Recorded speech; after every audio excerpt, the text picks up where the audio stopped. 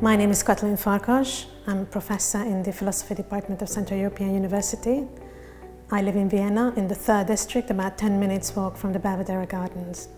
I'm Dougherty. I'm an assistant professor in the Department of Philosophy, and I live in the 2nd district, right next to the largest park in Vienna, the Prater. We are now in the Institute of Physics at the University of Vienna.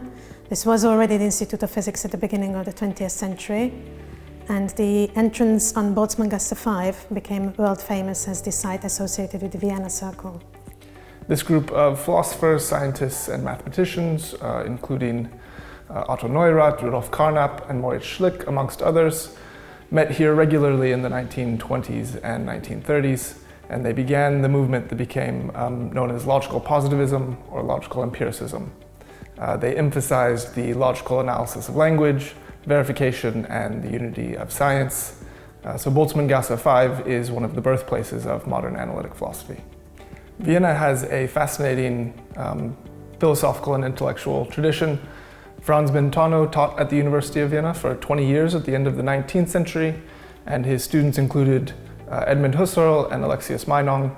And Sigmund Freud was at the university at the same time and was inspired by attending Brentano's lectures as well. The second golden age of Viennese philosophy was in the 1920s and the 1930s with the Vienna Circle. Karl Popper and Ludwig Wittgenstein, although they were not members of the circle, also interacted with the Vienna Circle. Wittgenstein also had a connection with the rich artistic and musical tradition of the city. Gustav Klimt painted a portrait of Wittgenstein's sister Margaret, and Johannes Brahms and Gustav Mahler were regular guests in the Wittgenstein family home. Wittgenstein, Popper and most members of the Vienna Circle left Vienna before the Second World War, and after the war, philosophy in Vienna went into a hibernation. But the situation is very, very different today.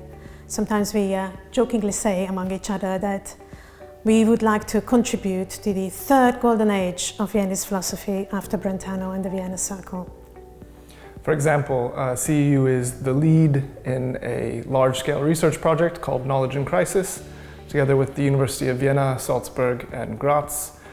We have around 60 people, PhD students, postdocs, key researchers, who are trying to understand the ways in which modern technology and politics might influence our claims to be able to know things.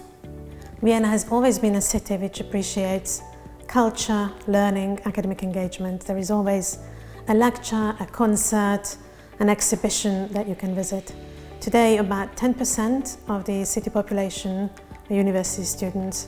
Our students, for example, can also visit lectures and attend classes in the University of Vienna.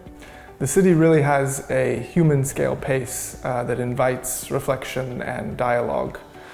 Doing philosophy in Vienna feels very grounded in its history as well as in the present.